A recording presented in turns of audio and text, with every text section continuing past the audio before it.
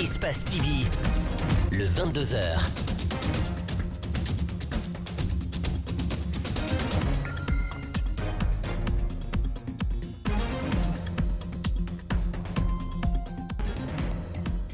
Mesdames, Messieurs, bonsoir. Merci de regarder Espace TV chez vous à Dabola, précisément à Lalia.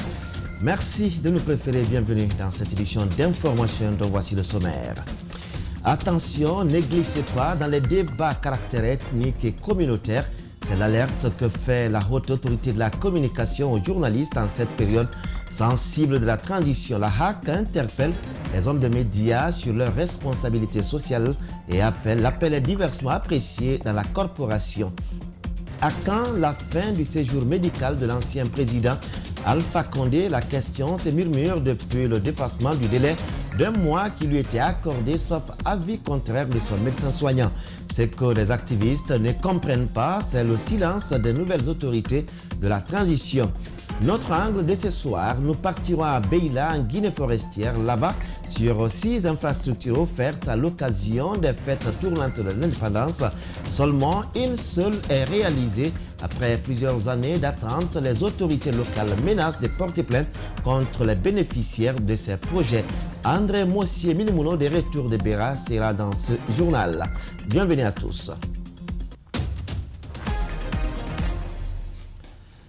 Avant de commencer cette édition d'information, c'est communiqué du procureur spécial près la Cour de répression des affaires économiques et financières, informe le peuple de Guinée que la procédure suivie contre Zénab Dramé, dite Zénab Nabaya, ancienne ministre de l'enseignement technique et de la formation professionnelle, Evelyne Fola Mansaré, ex-directrice des affaires administratives et financières du ministère de l'enseignement technique et de la formation professionnelle, Ismaël Djoubaté, ex-ministre du budget, Tibou Kamara, ex-ministre d'État à la présidence, conseiller spécial du président de la République, tous poursuivis pour les faits de détournement de deniers publics, blanchiment de capitaux, corruption et complicité, faits prévus et punis par les dispositions des articles 19, 20, 499, 764 et suivants du Code pénal 712,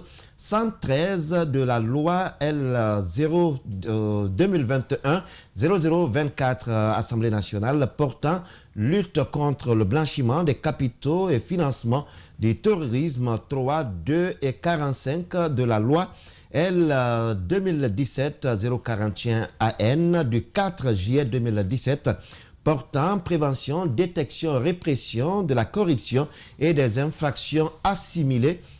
Les nommés Ismaël Djoubaté, Evelyne Fola Mansaré et Tibou Kamara ont comparu ce mardi 22 février 2022 devant la chambre de l'instruction en présence effective de leurs avocats.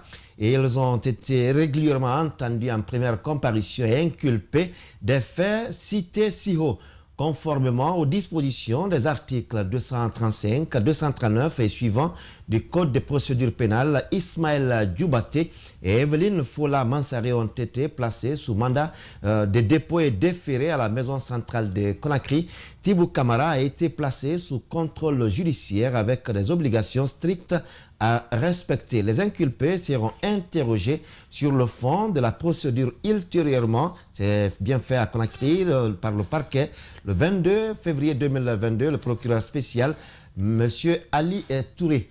Suite de cette édition d'information, le peu d'infrastructures existantes en Guinée est aussi victime aujourd'hui de plusieurs formes d'agression. Les stationnements anarchiques, le déversement des huiles de moteur et de gasoil, sans compter ceux qui déversent des agrégats de construction sur la chaussée. La ministre de l'administration du territoire vient de publier, le ministère de l'administration du territoire et de la décentralisation vient de publier un communiqué pour condamner cet incivisme notoire. Mori Condé appelle les autorités locales à prendre des mesures contre les agresseurs de la route. Mamadou Kalisso, Ibrahima Sori Kamara. Ces camions-bennes mènent une retraite paisible en pleine chaussée sur l'autoroute Fidel Castro. Nous sommes à Matoto, en face de la Bonagui. Des citoyens en profitent pour y déverser des ordures. À Kisos Sankumbaya, ces vieux camions sont stationnés sur la chaussée depuis des semaines, voire des mois. Ils restreignent drastiquement la chaussée et paralysent la circulation. Il y a des entreprises ici, des entreprises privées, c'est eux qui envoient les camions gares ici sur la route. Si les camions ne sont pas là, peut-être la voie va être grande. Ou bien, on peut passer, peut-être 3 ou 4 véhicules peuvent passer. Autres agresseurs de la route, ce sont ces garages auto et moto aux abords des artères principales et secondaires. À cela s'ajoutent ces véhicules qui tombent en panne sur la chaussée et déversent du gasoil et l'huile de moteur. Des éléments nocifs pour le béton bitumineux, selon cet ingénieur en pont et chaussée. Le béton bitumineux qui est fait pour résister au choc, pour avoir sa capacité mécanique de résistance, se trouverait affaibli. Parce que le liant qui s'appelle le liant hydrocarboné est vraiment devenu, sa consistance devient lâche. C'est la raison principale qui fait que les huiles, moteurs et le gasoil, voire même l'essence, ne riment pas avec la résistance du béton bitumineux. Tout au long des infrastructures routières, pullulent des lavages auto et moto qui inondent les chaussées des eaux savonneuses. Ici, nous sommes sur la transversale 4 entre Sangoya et Anko 5. Ces eaux mélangées à celles des tuyaux défectueux de la SEG ont complètement désintégré la route. Un peu plus loin, sur le même tronçon, le même constat se dégage. Les autorités locales sont conscientes du problème et des dispositions sont en cours. Les jours à venir, nous allons distribuer les notes circulaires à tous ces laveurs de véhicules, de chercher des endroits où aller laver les véhicules ou des espaces, mais que les chaussées puissent vraiment être libérées pour ne pas que peu de routes que nous avons puissent être encore dégradées. Les agresseurs de la route sont divers et variés. Il y en a aussi qui y déversent des agrégats de construction sans se soucier des impacts. Le ministre de l'Administration du Territoire et de la Décentralisation vient de publier un communiqué pour condamner ces actes inciviques. Il appelle les autorités locales à sévir. Moi, je pense que cette fois-ci, les autorités qui seront les services de sécurité qui seront en contribution vont appliquer la décision de l'autorité, parce que ce n'est pas dirigé contre quelqu'un, c'est dirigé contre tous les fauteurs de troubles. Il y a 3 ans, une loi qui protège les infrastructures routières a été prise. Mais elle dort toujours dans les tiroirs et le peu de routes qui existent est régulièrement agressé. Pénurie d'eau potable à Madina, c'est dans la commune de Matam. Les habitants vivent d'énormes calvaires en plein cœur du marché. La plupart des citoyens qui y habitent sont dans des maisons à étages. Mais comment en hauteur ces habitations sont desservies? Une de nos équipes de reportage y a fait le constat ce mardi matin. Et à Madina École précisément, vous allez le constater, le calvaire, il est tout à fait réel. Marissa Camara, Alcéni Camara sont allés rencontrer quelques-uns. Suivez. Sous un soleil de plombe, le jeune Aboubakar Keïta, âgé seulement de 19 ans, livre des bidons d'eau potable dans les foyers. Venu de Dabola en 2019, il s'est lancé dans cette activité pour subvenir à ses besoins. Il nous raconte ses difficultés quotidiennes. Je fais ce travail puisque je ne suis pas à l'école et je n'ai appris aucun métier. C'est aussi pour ne pas aller voler que je préfère me lancer dans cette activité pour subvenir à mes besoins. Je peux faire monter 20 bidons selon le niveau de l'immeuble, à 30 000, 45 000, 60 000, jusqu'à 80 000 francs guinéens. Après le livreur, c'est au tour des acheteurs. Depuis plusieurs années, c'est les mêmes difficultés à Madina. Manque d'eau potable nous apprend ces citoyens désespérés, surtout des femmes au foyer qui éprouvent des difficultés avec le prix cher des bidons de 20 litres. Nous vivons à Madina, mais ce n'est pas la peine. Nous souffrons beaucoup. Le problème d'eau persiste. Nous pouvons acheter un bidon à 2500 ou 3000 pour faire monter à l'étage. Aboubakar Keïta n'est pas le seul vendeur d'eau dans ce quartier. Moussa Traoré aussi. Difficile pour lui de pousser cette charrette remplie de bidons. Il se voit rabaissé par les citoyens parce qu'il fait ce travail. C'est à cause de la famille qu'ils exercent ce métier. Mais en nous voyant derrière ces charrettes, certaines nous minimisent. Pourtant, c'est un métier. La pénurie d'eau à Madina ne date pas d'aujourd'hui. Les habitants en souffrance interpellent l'État afin de résoudre cette situation de manque d'eau qui perdure. Je vous le disais au sommaire, le séjour médical prolongé de l'ancien président Alpha Condé préoccupe des défenseurs des droits de l'homme. Le président de l'ONG Avocats sans frontières Guinée ne comprend pas l'indifférence du CNRD à communiquer sur cette affaire. Il est de même pour le FNDC. Maître Christophe Labilé et Ibrahima Diallo dénoncent également les manœuvres derrière ce prolongement du séjour de Alpha Condé. Ils estiment que le président devrait être inculpé par la justice guinéenne avant son départ. Diena Bangoura et Aliouba. Depuis le départ de l'ancien président guinéen le 17 janvier dernier pour Abu Dhabi, son séjour médical ne devrait pas excéder 1 mois, sauf avis contraire du médecin traitant. Depuis plus d'1 mois, aucune communication officielle n'a été faite par les autorités de la transition. Le président de l'ONG Les Avocats sans frontières Guinée pense qu'il y a une manœuvre derrière cette situation. Nous sommes au-delà d'1 mois que le professeur est parti pour ses soins. Il serait normal que le CNRD puisse nous dire pourquoi le professeur Alpha n'est pas revenu au bout du mois qui lui avait été accordé. Donc ce que nous leur demandons, c'est de les interpeller, de bien vouloir dire à l'opinion nationale et internationale quel est d'abord l'état de santé du professeur Alpha Condé à ce jour-là et quelles sont les raisons pour lesquelles il n'est pas de retour sur le pays. Déjà, une plainte avait été déposée contre Alpha Condé par des victimes et des familles des victimes de répression sous son régime. Les attentes sont nombreuses chez la population et le CNRD se doit d'éclairer la lanterne de l'opinion. Nous ne disons pas qu'il est coupable de quoi que ce soit, mais il est quand même soupçonné d'avoir commis des faits qui sont incriminés. Pour lui-même d'ailleurs et pour tout le monde, il faut que la justice puisse bouger et que nous soyons situés sous la responsabilité des uns et des autres. Des explications sur le séjour médical prolongé d'Alpha Condé, c'est le souhait exprimé par ses acteurs. Toutefois, si rien n'est fait, le FNDC n'exclut pas d'adopter une nouvelle démarche pour se faire entendre. Si le CNRD ne communique pas là-dessus, eh bien, le FNDC, encore une fois, va se retrouver en commun accord avec les familles des victimes pour réagir face à ce refus, c'est évident. Selon des informations, Alpha Condé devrait de nouveau être hospitalisé.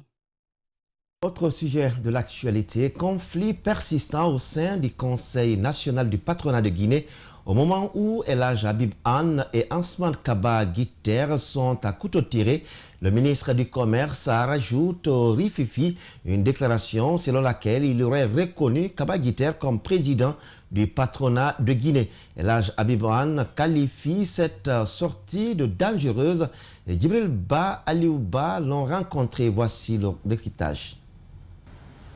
Le bras de fer autour du Conseil national du patronat guinéen est loin de tirer son épilogue. El Hadj Habib Anne et Kaba Guiter revendiquent chacun la présidence de l'organisation. À ce débat s'ajoute la sortie récente du ministre du Commerce qui aurait reconnu Kaba Guiter, une sortie qui ne laisse pas indifférent le camp adverse. Le congrès de Kaba Guiter qui s'est tenu à Millennium a été purement et simplement annulé. Il a été annulé par voie de justice à la suite d'une action judiciaire engagée par certains membres du patronat, en l'occurrence M. Sékou Cissé, qui était président par intérim, annulé parce que cette tenue convoquée par El Hadj Mamadou Silla était dans la plus grande irrégularité et illégalité. Cheikh Sako, ancien ministre, et d'autres membres du gouvernement précédent s'étaient prononcés sur l'illégalité du congrès de Kaba Guiter, Arg El Hadj Habib Anne. Ensuite, il précise la légitimité dont il bénéficie à l'échelle nationale et internationale. Je pense que la population n'est pas suffisamment éclairée par rapport à tous ces états et vous allez être informés et sidérés par rapport à ce que je vais vous déclarer. Voilà le document, un protocole d'accord qui a été signé par M. Kaba-Giter et M. Sékou Cissé, après que le congrès ait eu lieu, après que les organes ont été installés par voie d'élection. Un document signé où ils partagent les attributions et les fonctions du patronat. Joint au téléphone, Kaba-Giter nie les faits. À ce stade, il affirme qu'un protocole d'entente aboutissant à la charte et au statut du patronat est en train d'être élaboré, ce qui à coup sûr mettra fin à la crise, un souhait aussi de son adversaire.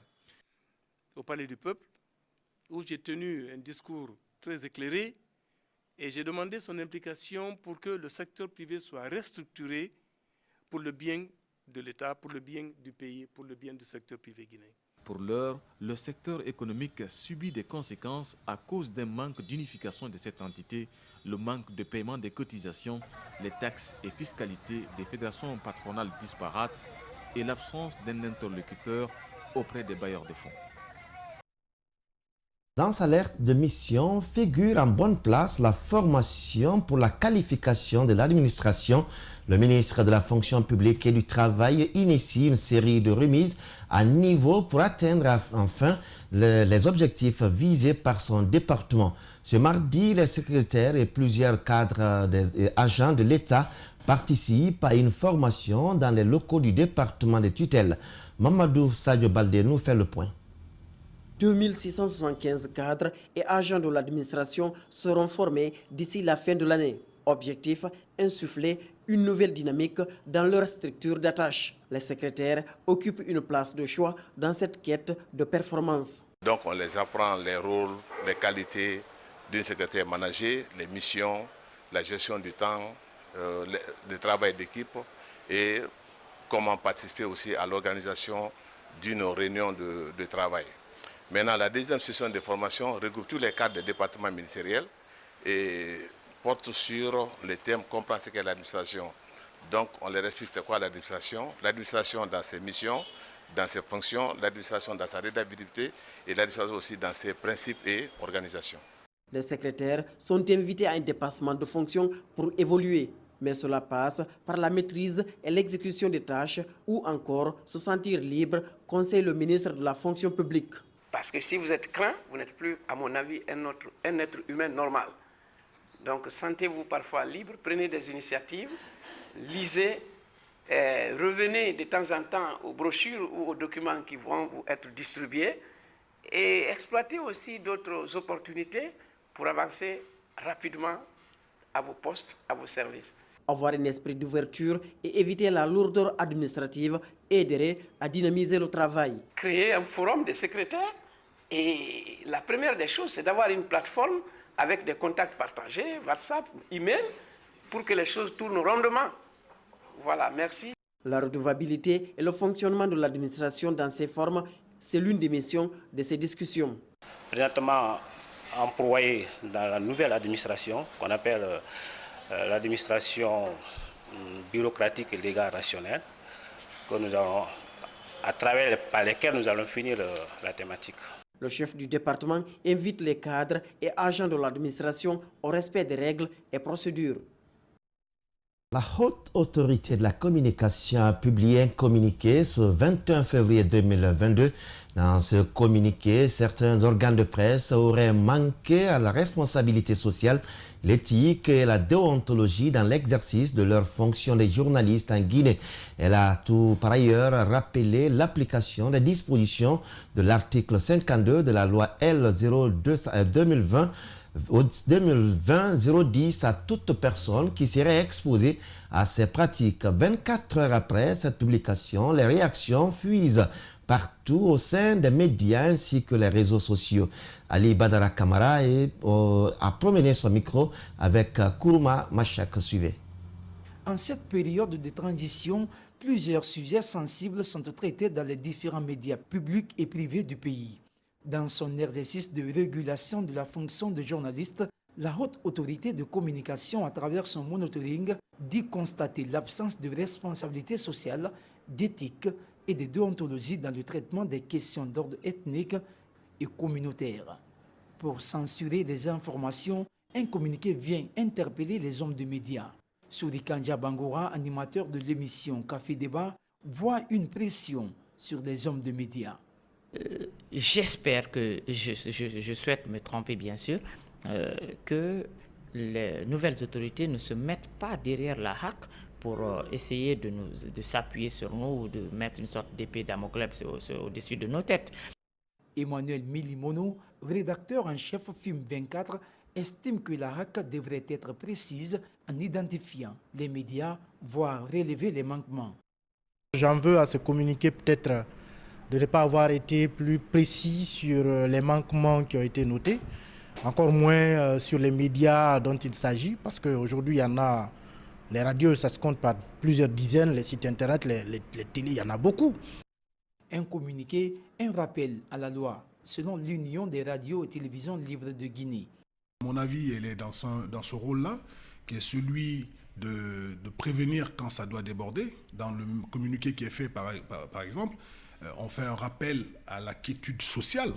Ce n'est pas fait dans le sens peut-être de museler ou de nous empêcher de dire ce que nous avons à dire, parce que ce que nous devons dire dans les règles, dans l'éthique et dans la déontologie, nous avons continué à le dire. Ça, c'est tout à fait normal. Nous sommes une presse indépendante.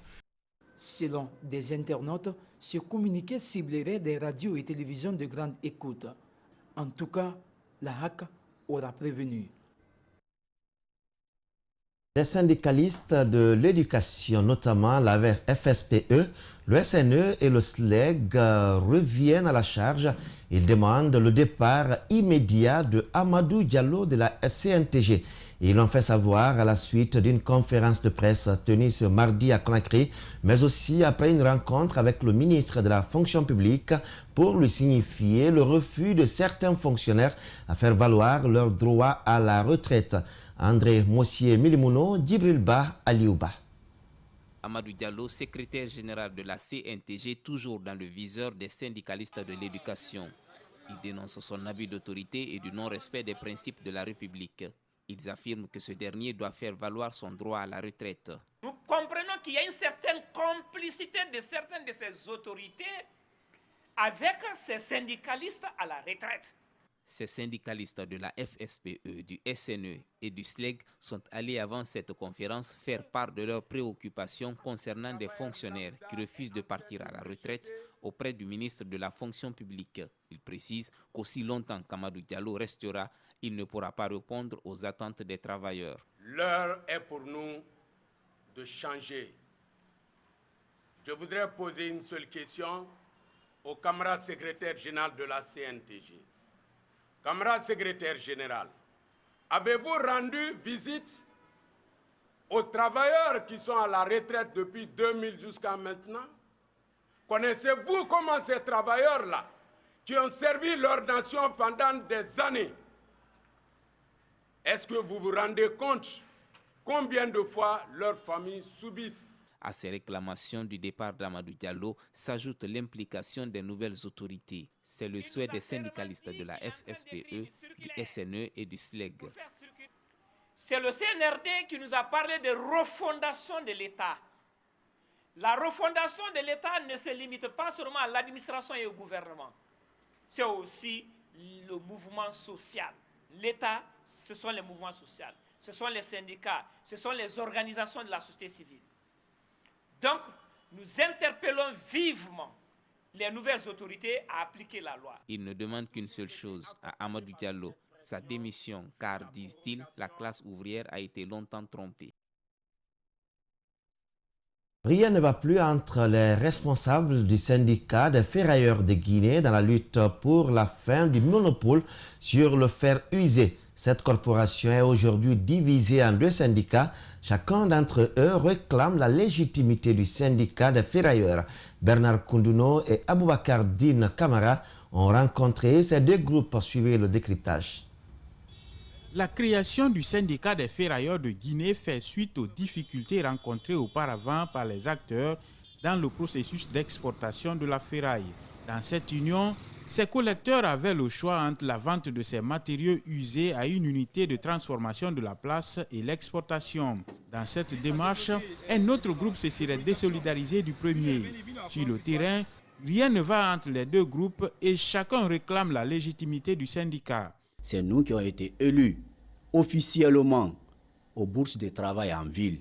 On est allé là-bas avec tous les casses, tous les ferrailleurs, les magasiniers. On est allé là-bas, on a tenu élection devant Amadou Diallo, devant tous les composants de la CNTG. Et j'ai été élu comme le secrétaire général des ferrailleurs de Guinée. Pour le syndicat dirigé par Sori Kaba, l'octroi du monopole du fer à une unité industrielle de la place au détriment des exportateurs est le point de discorde entre son groupe et celui de Mamadi Kondé. Sur la légitimité de son poste, Sori Kaba dit être élu à l'issue d'un congrès qui, selon lui, a été validé par leur structure à la base, la CNTG. Le groupe syndical, il y a la procédure. Ils ont dit maintenant, si vous dites que vous ne voulez plus, faites l'assemblée. On a tenu cette assemblée. Avec l'assemblée, maintenant, on a eu congrès. D'après maintenant notre congrès, maintenant, le chef maintenant nous a désiré maintenant vraiment comme un syndicat national des ferrailleurs de Guinée. Donc les 17 membres sont validés. Le camp Mamadi dit ne pas reconnaître cette nouvelle structure syndicale. Nous ne le reconnaissons pas en tant que syndicat des ferrailleurs. Ça, c'est archi faux. Dans cette affaire, chacun des deux camps dit être légitimement installé par la CNTG.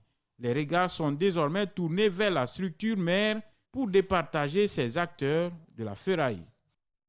Autre actualité, c'est une première en Guinée, s'il faut le dire ainsi, un journaliste célébré de son vivant. Il s'agit d'Odilon Théa. Ce nom ne vous dit pas certes grand-chose, mais c'est une icône de la presse guinéenne. Plus de 33 ans de carrière à la radiodiffusion nationale, un enseignant qui a assez de promotion dans le monde médiatique guinéen, mais aussi de l'extérieur. Aujourd'hui, il est célébré à l'Institut supérieur de l'information et de la communication de Kuntia. La salle de rédaction de Campus Radio porte désormais son nom. Il a également bénéficié d'autres prix que vous verrez dans ce reportage de Alcéni Bari et Mohamed Silla.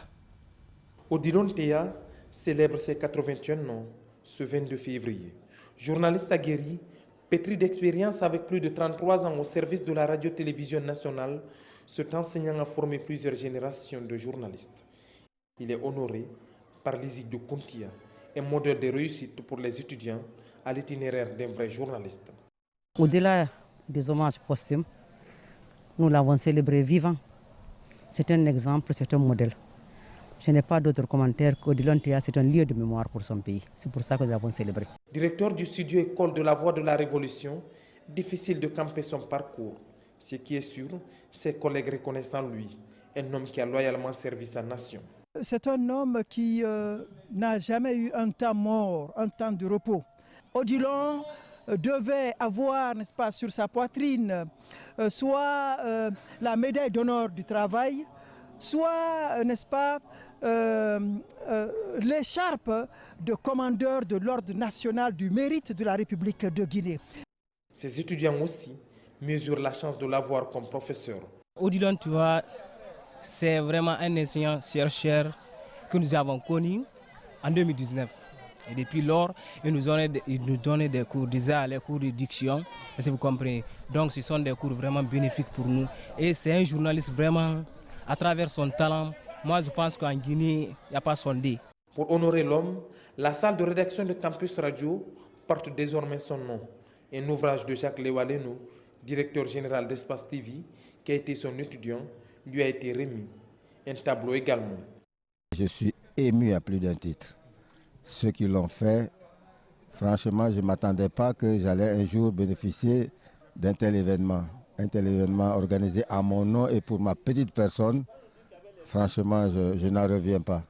Alors, inutile de vous dire que je suis très très ému du plus profond de moi-même. Cette célébration est une première. La plupart des célébrations se faisaient à titre posthume. Félicitations donc au doyen Odilon Théa. Éducation et diplomatie, l'ambassade du Japon en Guinée finance un micro-projet de construction d'un collège de 4 classes à Kagbele Village. La signature de la convention a eu lieu ce mardi à la résidence de l'ambassadeur à Conakry. Le coût global de cette infrastructure est estimé à 800 millions de francs guinéens pour un délai d'exécution d'1 an. Mamoudou Boulere Diallo et Yacouba Traoré pour le reportage. C'est une signature pour assurer l'éducation de plusieurs enfants et donc leur avenir. Le manque d'infrastructures scolaires s'est fait sentir dans plusieurs localités guinéennes. Dubreka ne fait pas exception. Kabylie village est une grande agglomération sur le plan scolaire.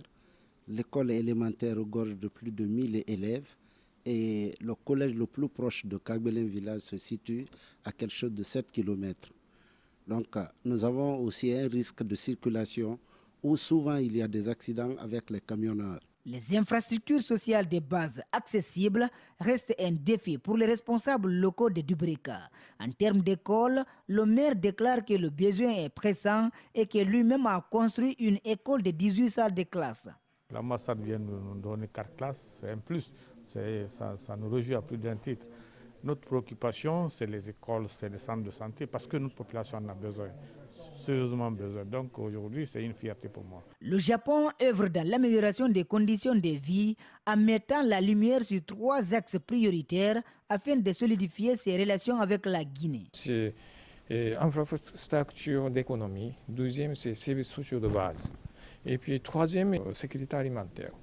Donc, construction de l'école correspond de services sociaux de base. La durée d'exécution des travaux est de 12 mois et l'ONG qui a obtenu la signature de ce micro-projet promet un suivi minutieux. Ce n'est pas notre première fois avec l'ambassade, avec d'autres bailleurs. Nous sommes habitués. Ce qui est dans la convention, nous allons respecter ça. Le Japon avait signé 3 autres du genre, notamment la reconstruction de l'école primaire de Lido 1 dans la commune de Matam. Enabel Guinée, en collaboration avec la GIZ, a officiellement lancé ce mardi l'application dénommée Kouye. C'est un outil qui permet aux jeunes de s'informer sur les questions liées à la santé sexuelle et aux mutilations génitales féminines. Les initiateurs ont présenté également le menu de cette application aux multiples avantages. Compte rendu Aminata Massiré Bangoura, Djibril Kabak Kamara. L'éducation sexuelle, un sujet difficile, voire même impossible à aborder dans les familles en Guinée. Pour inverser cette tendance et permettre aux jeunes scolarisés ou non scolarisés de s'informer sur les nombreuses thématiques liées à la sexualité. Enabel Guinée, en partenariat avec la GIZ et d'autres partenaires techniques, vient de mettre à leur disposition une application digitale dénommée Kouye. Un outil qui regroupe de nombreux avantages, soutient le chef du projet. Les jeunes en Guinée, en fait, la majeure partie des jeunes sont sexuellement actifs. Et en réalité, la majeure partie de ces jeunes-là aussi n'ont pas des informations sur leur santé sexuelle et reproductive. Donc le but recherché, c'est de faciliter l'accès aux informations pour les adolescents et jeunes à la santé sexuelle et reproductive. En plus de l'accessibilité à cette plateforme, le chef du projet rassure également que toutes les dispositions sont prises pour répondre aux aspirations des jeunes. Il y a plusieurs menus, mais dans le menu forum, c'est l'interaction entre les utilisateurs, mais aussi les modérateurs qui sont derrière. Et l'équipe de modérateurs est composée des spécialistes en santé sexuelle et reproductive et les VBG. Il y a des médecins qui sont dedans aussi. C'est-à-dire que quand les modérateurs qui sont là n'ont pas de réponse à la question posée, ils peuvent consulter directement les médecins qui sont dans l'équipe aussi. Ils vont donner réponse pour donner la bonne réponse à la personne. Apporter un soutien à cette solution digitale à travers une application mobile et un site web qui vise à faire la promotion de la santé sexuelle est d'une grande importance pour Enabel. Le centre, vraiment, c'est cet accès au droit, et donc au droit pour les femmes, pour les jeunes à ce sujet-là. Une initiative saluée par les ONG et responsables du ministère de la Santé. L'application Kouye qui permet aux jeunes de trouver des réponses à toutes les questions sur la sexualité et les MGF sera opérationnelle dans les prochains jours. En exécution de ses missions régaliennes, la gendarmerie nationale, à travers l'escadron de gendarmerie mobile et d'intervention numéro 2 de Sanoya, au kilomètre 36, a réussi à poser le grappin sur 3 présumés voleurs à Kuntia.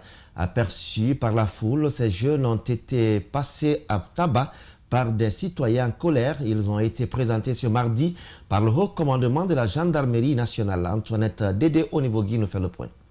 Ils ont échappé de justesse à un vindicte populaire le vendredi dernier à Kountia, dans la commune de Koya. Ces 3 présumés bandits sont accusés de vol à la tire. Auditionné, Marcel Mano, chef de peloton, a directement reconnu les faits.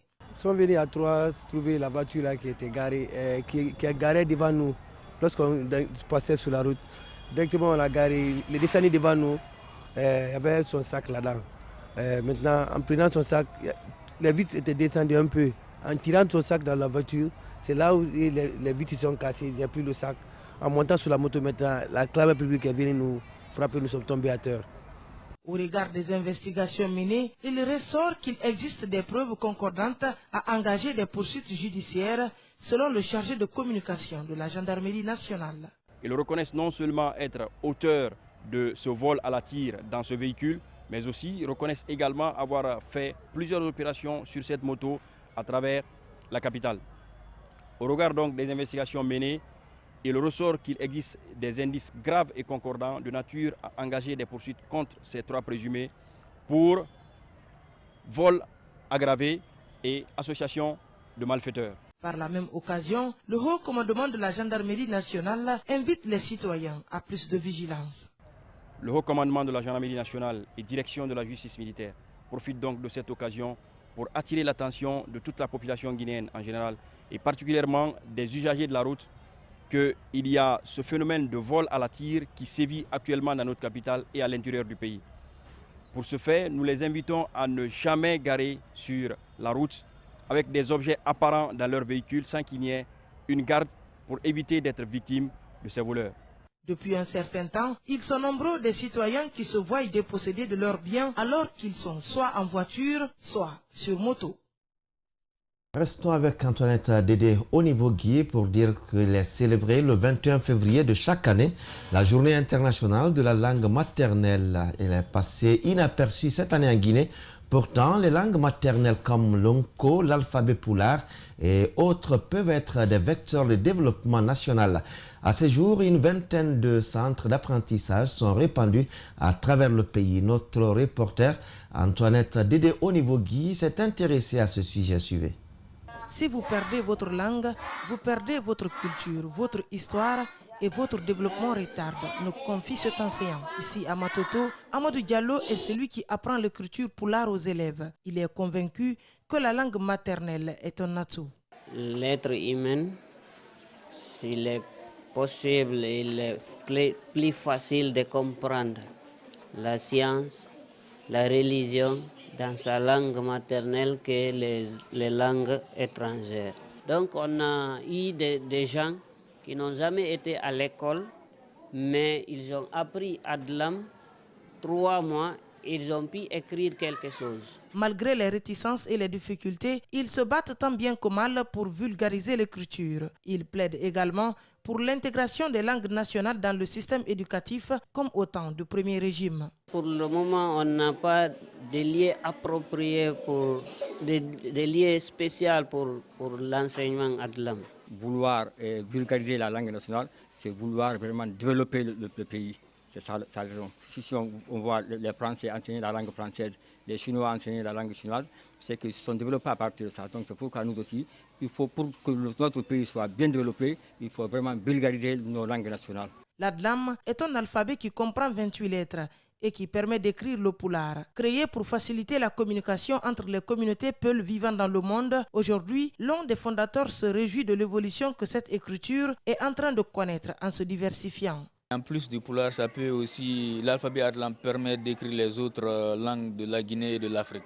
On étudie le français, mais cela n'a pas fait qu'on s'est développé autant que la France. Ça veut dire que si on veut se développer comme s'est développé la Corée, par exemple, qui était au même niveau que le Burkina en 1960, nous devons faire le choix qu'eux ils ont fait, c'est-à-dire enseigner les enfants dans la langue qu'ils comprennent. Intégré dans le système Android, l'Adlam a aujourd'hui plus de 22 antennes à travers le pays et une bibliothèque disponible à Conakry pour faciliter les recherches. Antoinette Dédé au niveau Guy. À présent, place à notre angle.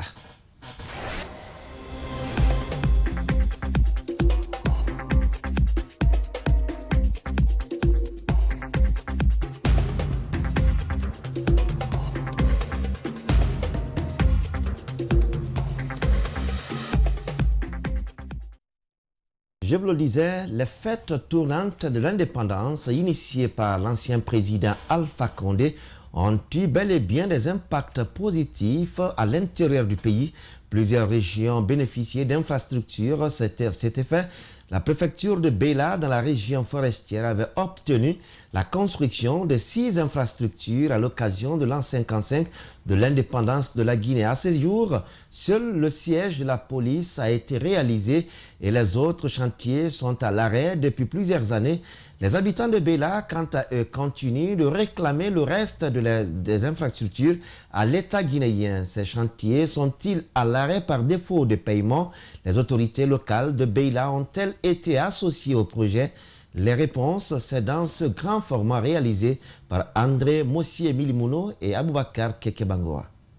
En 2013, la Guinée organisait le 55e anniversaire de son indépendance. Et c'est la région de Zérékoré qui a abrité les festivités.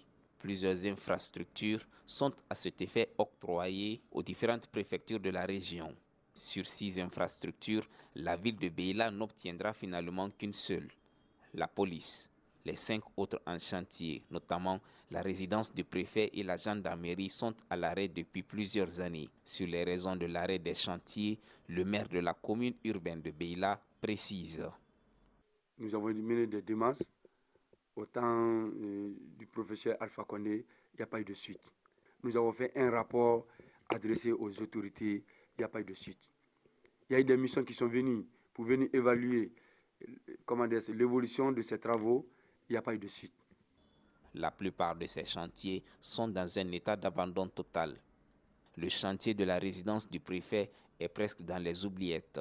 Le préfet, quant à lui, réside dans un hôtel. D'ailleurs, de 2013 à maintenant, les préfets qui se sont succédés à Beila ici ont tous été logés à l'hôtel, faute de résidence. Le maire affirme pourtant que l'entreprise en charge de la construction de la résidence a reçu le financement du projet. Il dit ne pas comprendre pourquoi la construction tarde à être réalisée. Le montant du contrat était 1,717 milliard. Jusqu'à la date de 2020, l'entrepreneur avait déjà reçu 1,545 300 000, soit 90%. Le bâtiment n'est même pas à 25% de réalisation. Ces gens-là ne sont pas venus sur le terrain voir les réalités de l'évolution des travaux. Ils ont fait un avenant de 3,830 666 000. L'avenant est plus que le montant. À son arrivée à la tête de la préfecture de Beila après les événements du 5 septembre dernier, le nouveau préfet, lui aussi, logé dans un hôtel, a cherché à rencontrer l'entrepreneur du projet, qui n'est jamais venu, selon lui.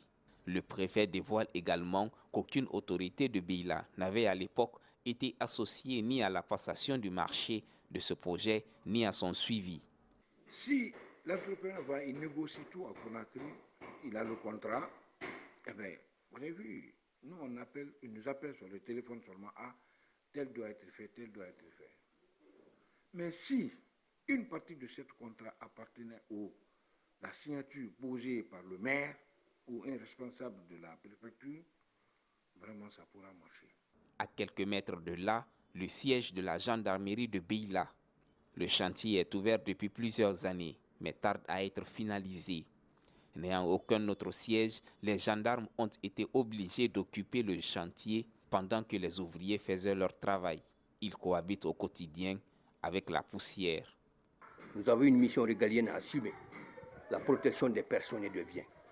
Il ne faudrait pas donc, compte tenu de l'état de notre bâtiment, qu'on va abandonner, attendre qu'on va d'abord finir le bâtiment pour faire notre travail.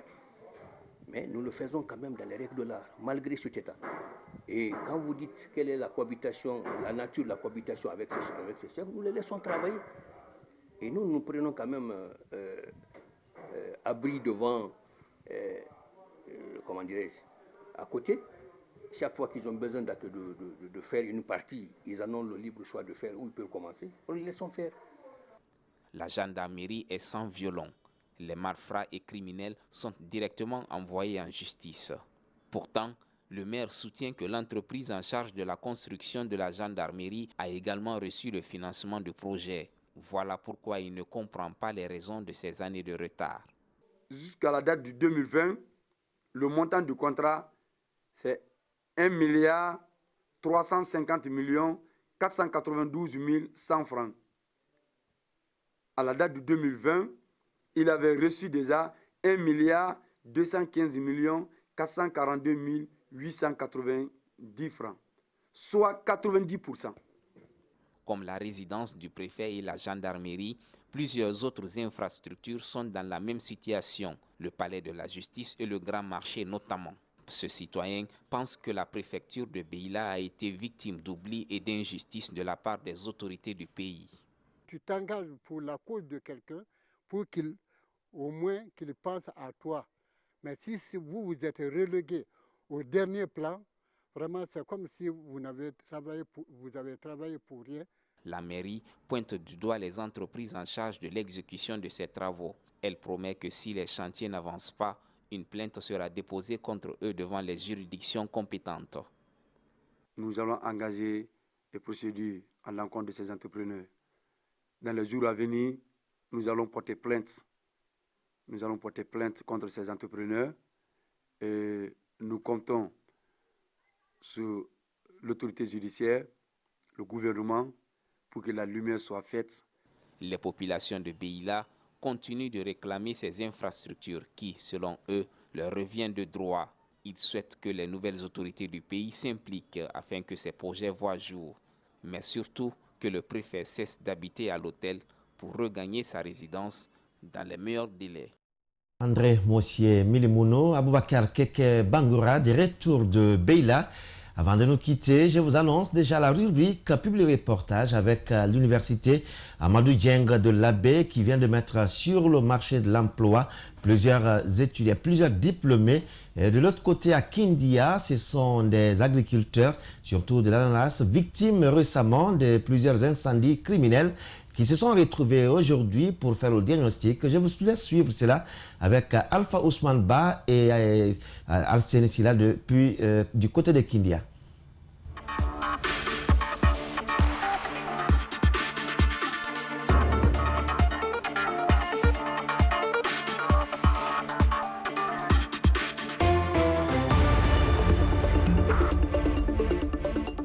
Ils sont 140 nouveaux diplômés du campus Université Amadou Dieng de l'Abbé. Partagés dans une dizaine de filières professionnelles et supérieures, ces étudiants récipiendaires ont réalisé des performances à la hauteur de l'espérance lors des examens de sortie. 98 admis sur 100 candidats à l'Institut de formation professionnelle Amadou Dieng de l'Abbé. Et pour l'université, 35 admis sur 38 candidats inscrits et évalués. 14 avec la mention très bien, 15 bien. Nous pouvons affirmer que les étudiants de la 6e promotion licence du campus universitaire de l'Abbé et les apprenants de la 4e promotion BTS de l'IFPAB ont développé des compétences susceptibles de rapprocher des contextes du monde du travail. Parmi les récipiendaires du campus Amadou Dieng de l'Abbé, des premiers de la République dans certaines filières techniques et professionnelles. Être première de la République devant toutes ces personnes est une bonne chose. Je suis émue actuellement là, je suis tellement contente. Ils nous ont bien encadrés sur le rigueur et autres. Et on a aussi des bons professeurs, de bons docteurs, médecins. L'université Amadou Dieng, qui a environ 8000 diplômés depuis sa création, a fait du chemin en Guinée. Elle a imposé sa marque à travers une vocation qui se matérialise pour la fondation. L'université Amadou Dieng et son institut ne sont plus à présenter, avec des partenariats privilégiés de l'État dans le cadre du renforcement des efforts du gouvernement dans le secteur de l'éducation nationale. Honorables invités, la fondation de l'université Amadou Dieng, à travers moi, saisit cette opportunité pour exprimer sa profonde gratitude au gouvernement du Premier ministre Mohamed Beavogui et du président de la transition, le colonel Mamadi Doumbouya, pour leur soutien à l'initiative privée. Mes remerciements à tous ceux qui, de près ou de loin, ont contribué de quelque manière que ce soit à la formation des heureux récipiendaires que j'accompagne de toutes mes bénédictions demain. Professeur Bonata Dieng, c'est le nom donné à cette 6e promotion sortante de l'université Amadou Dieng de Labé. L'ancien ambassadeur et professeur d'université, honoré et gagné par l'émotion, a fondu en prière pour la promotion baptisée à son nom. À vos promotions qui vont sortir, qui sont en train de finir maintenant, et que cette bénédiction vous offre à tous et à toutes les emplois tant souhaités pour servir vous, vos familles et notre cher pays. Quant aux préparateurs en pharmacie et infirmiers d'État, ils ont juré respectivement dans les spécificités de leur profession. Les pertes enregistrées par les victimes se chiffrent aujourd'hui en des milliards de francs guinéens. Dans la région de Kindia, la problématique inquiète les acteurs du domaine, car partout aujourd'hui, les champs d'ananas sont incendiés ou encore détruits par des inconnus. Ensemble, les acteurs de la filière ont convenu qu'il faut diagnostiquer le mal pour trouver des solutions.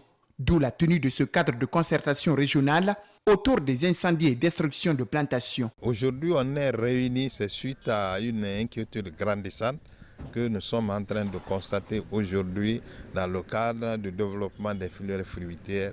Il s'agit des incendies et des destructions criminelles. Ce cadre de concertation régionale autour des incendies et destructions de plantations initié par la Fédération des planteurs de la filière fruits de la Basse-Guinée en collaboration avec l'ONG Profima a regroupé une quarantaine d'acteurs intervenant dans le domaine. Avec les statistiques que nous avons aujourd'hui, nous sommes l'État et tout le monde, tous les partenaires cherchent à encourager les jeunes à revenir, à investir pour que vraiment qu'ils puissent trouver de quoi gagner dans notre pays. Pour se faire entendre sur la question, une dizaine de victimes dont la tranche d'âge varie entre 25 et 30 ans étaient aussi de la partie. Ça me rassure davantage qu'on est là en train de prendre les dispositions par rapport à tout ça. La concertation, elle est vraiment importante et c'est à travers les concertations qu'on va interpeller les autorités à protéger les jeunes entrepreneurs.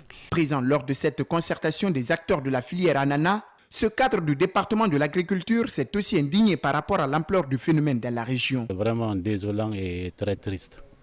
C'est une situation qui nous interpelle tous, l'autorité administrative, les services de sécurité, les producteurs et tous les acteurs. Les contraintes au niveau des acteurs de cette filière ne finissent pas, mais les plus inquiétantes sont dans les propos du président Moussa Camara. Un sac duré aujourd'hui coûte plus de 500 000 francs. La problématique foncière est un élément qui casse tête aujourd'hui. Avec la relance des filières fruitières dans la région de Kindia depuis 2016, les acteurs des principales chaînes de valeur fruitière ont bénéficié de l'appui et de l'accompagnement de l'État guinéen. Toutes choses qui ont abouti à des résultats escomptés dont, entre autres, les superficies mises en valeur sont passées de 376 hectares en 2016 pour atteindre 1338 hectares en 2021. Et le nombre de planteurs actifs d'ananas est passé de 746 en 2016 pour atteindre 2010 planteurs en 2021.